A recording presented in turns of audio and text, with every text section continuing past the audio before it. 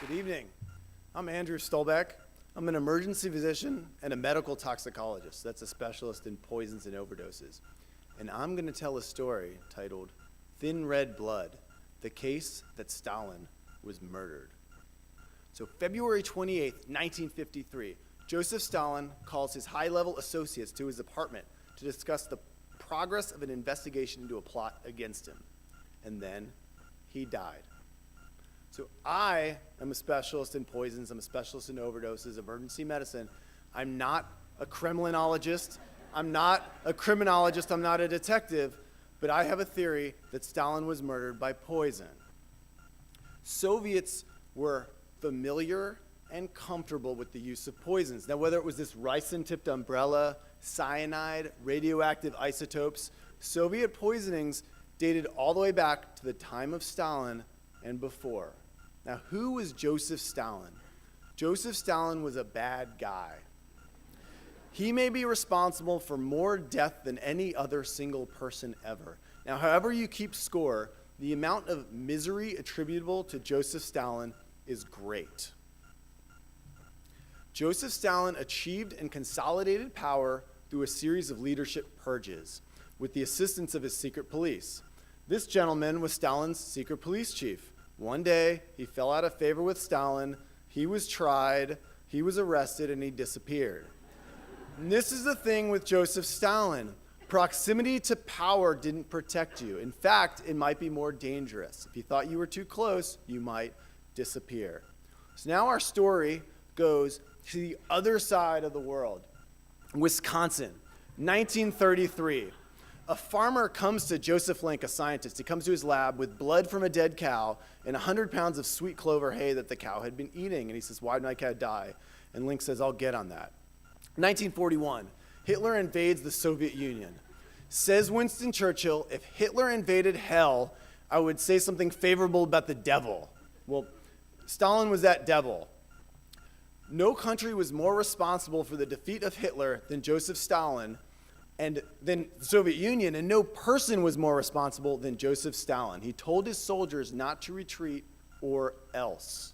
So, after the war, Stalin starts talking about this paranoid plot that doctors are out to get him. It was probably just made up. It was an excuse to start another round of leadership purges. People around him were getting nervous. It was going to start with the doctors who knew where it would go. So, February 28th, 1953, his high-level advisors meet at his apartment. He asks Beria, the vice marshal, "How's everything going?" Beria says, "It's going great. They're confessing." Everyone goes home. Stalin goes to sleep. The next day, his guard finds him unconscious, soaked in his own urine, just mumbling. Everybody panics. They call for Khrushchev. They call for Beria. They call for Molotov. They come over. What do? They say, "Let's not call a doctor till the next morning."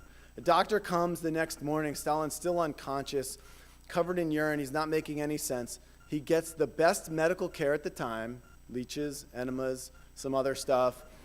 He doesn't get better, never regains consciousness, starts vomiting blood, and on March 5th, 1953, Joseph Stalin dies. They do an autopsy. The autopsy finds blood in the brain, blood in the stomach, blood in the intestine, blood in the wall of the heart.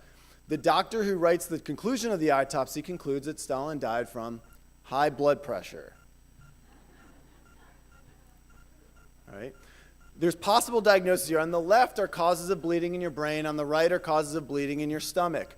The common theme would be in the middle, a blood clotting problem. Well, a blood clotting problem could be caused by a blood thinner.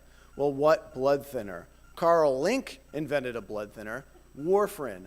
Carl Link, from his investigation into the spoiled hay, he found a blood thinner, warfarin, that's used as a rat poison, and to this day is the most common oral blood thinner used in the United States. It's still used. Right? It was available in the Soviet Union in 1950. Beria, "I did him in. I saved all of you," he told Molotov. Was this his confession? Beria had poisoned before, and he had reason to do so here. So, the question is, was Stalin poisoned? I can't say for sure, but those around him had the means, the motive, and the opportunity to assassinate Stalin by poison. Now, what of Carl Link's warfarin? The same qualities that make it effective as a poison make it effective as a medicine. You see, if there's one thing that toxicologists teach the world, It's that all things are poison. It's the dose and the situation that makes a thing a poison. So I've tried to answer a toxicology question. I'm going to ask a philosophical question. If Joseph Stalin stopped Hitler, and with those same qualities, he terrorized his own people, was he a poison, a medicine, or both? Thank you.